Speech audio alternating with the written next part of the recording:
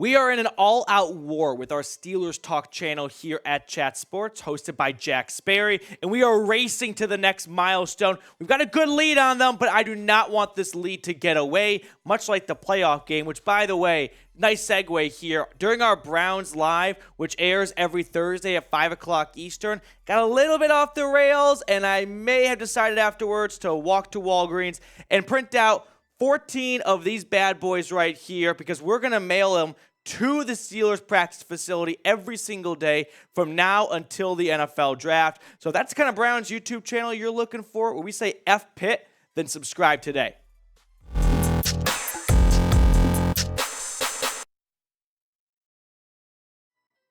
Let's talk about some defensive tackle free agent / draft targets on today's edition of the Cleveland Browns Report.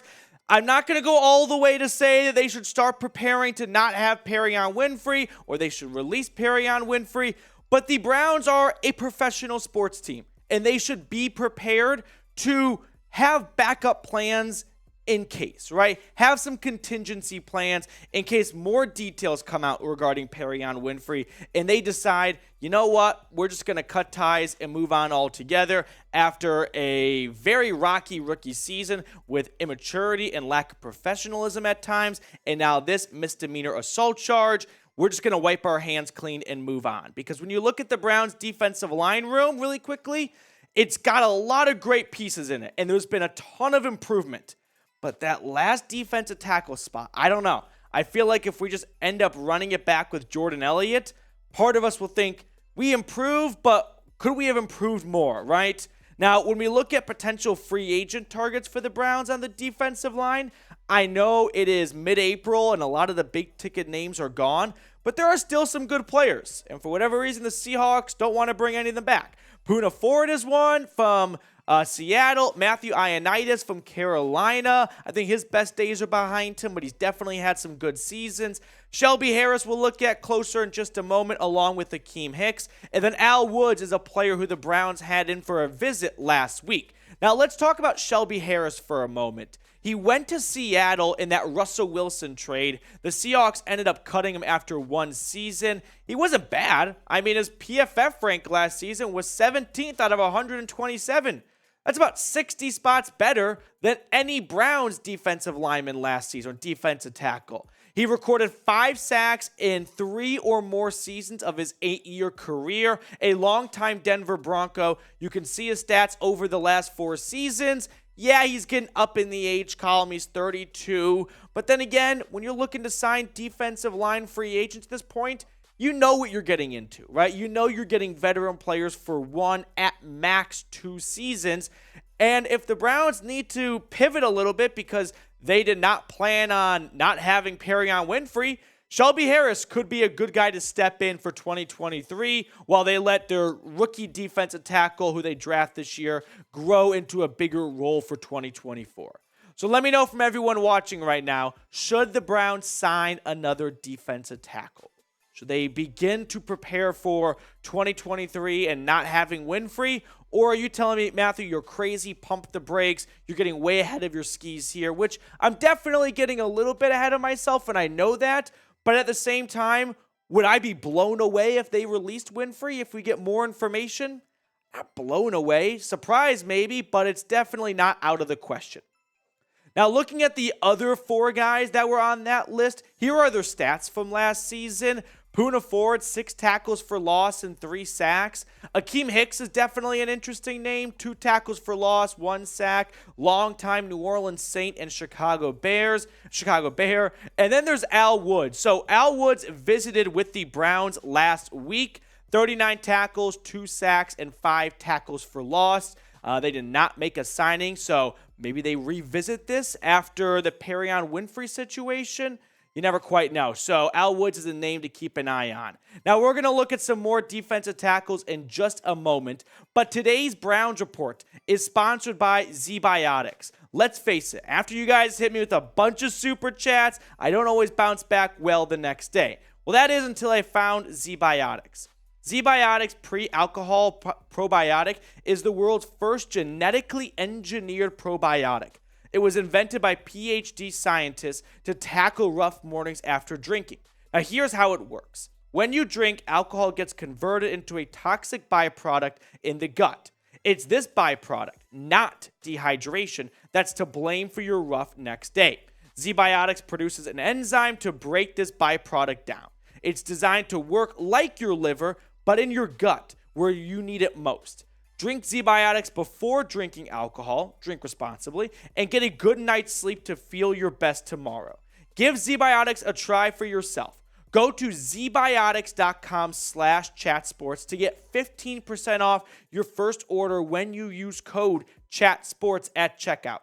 ZBiotics is backed with a 100% money-back guarantee, so if you're unsatisfied for any reason, they'll refund your money, no questions asked. Remember, go to zbiotics.com/chatsports. Here I got the vial in front of you guys. It's small, it's lightweight, it's easy to travel with, comes in a 6-pack. It's great to have before you go out. So check them out, zbiotics.com/chatsports. Use code CHATSPORTS at checkout for 15% off. As for Akiem Hicks, this is a bigger name on the sheet right there. Wouldn't you guys agree? Longtime Chicago Bear who, not on screen, but he had a really good 2018 season. After that, up and down in terms of availability. When he's healthy, he's a really good run-stopping defensive tackle who's got some upside in the pass rush as well. The Browns have put together a playoff winning roster. They are not looking to make the playoffs this year, I think. They want to win playoff games. That is the expectation.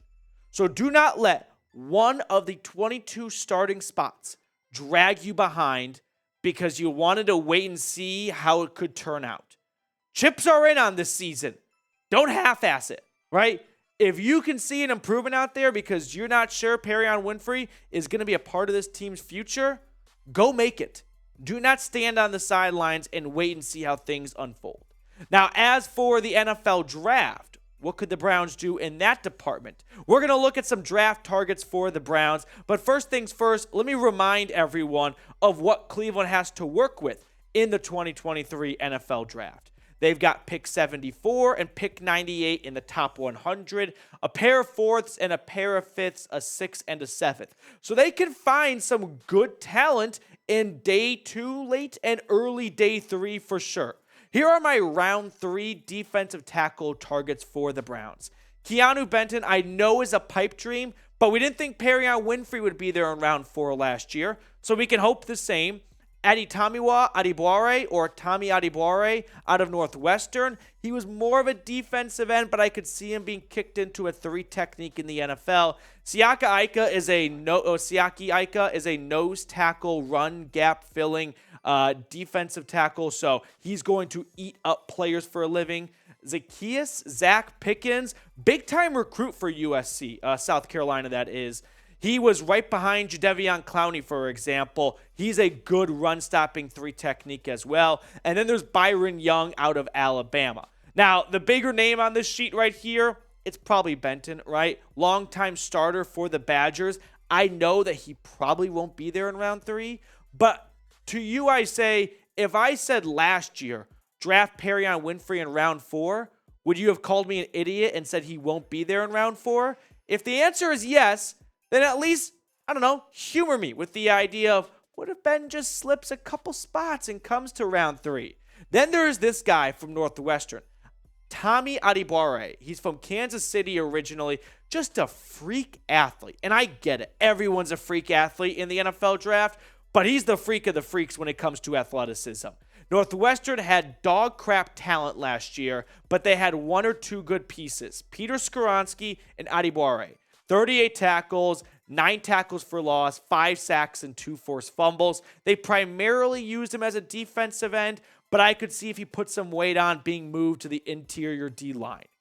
Now, let's say the Browns don't go defensive tackle in round 3.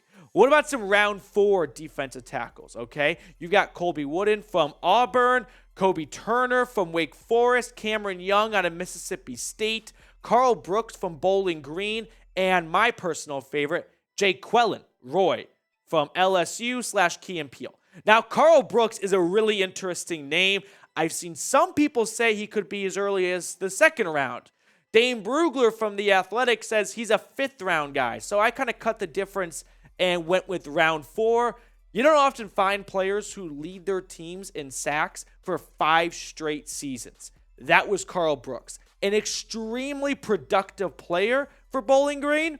We just got to wait and see if that translates to NFL offensive lineman versus Maction. Now, when it comes to the idea of just adding another defensive tackle, whether it's in the draft earlier than expected or signing one in free agency, whether or not Perrion Winfrey is released as a result of this arrest, I don't think the Browns can depend on Winfrey moving forward. We have seen nothing to believe that Winfrey will not get in his own way in the future. His rookie season was as young as they come. And I get it, right? Rookies make mistakes. That happens. But it felt like he didn't learn from his mistakes. He was a team suspension in week 3. Never really grew out of that because he was a healthy scratch not much later. And then he's running into lampposts on a bird scooter to get a concussion. It never felt like he really learned. Now, I hoped that he would end the year on a high note and carry that into 2023. But now we got all these arrest details of him allegedly causing bodily harm to his girlfriend, kicking doors in at friend's house to go find her. It's very concerning if we're being serious here. So for that reason, I think the Browns should be doing some homework on some other defensive tackles. So what do you think? Is defensive tackle a bigger need in the draft now? Did it move up from, hey, I would like to see the Browns get a defensive tackle in round 4 to maybe they should get one with one of their 2 third-round picks now? Let me know what you think down below. 1 for yes or 2 for no. I got to give some shout outs to those of you who shared our video the other day on Twitter and tagged me. Ray Bidding, the Spoked Brown Tiger, Billy, Tim, Alfred Honey, Joshua Miller, Megapixelis, Joey Pal. Thank you guys so much for sharing our video on Twitter, helping grow the channel and getting more eyeballs on it. If you have not already, follow me on Twitter at Matthew Petey. I'm always talking Brownies and NFL over there. So that's going to do it for us on today's show. Enjoy your weekend, and we'll catch up later.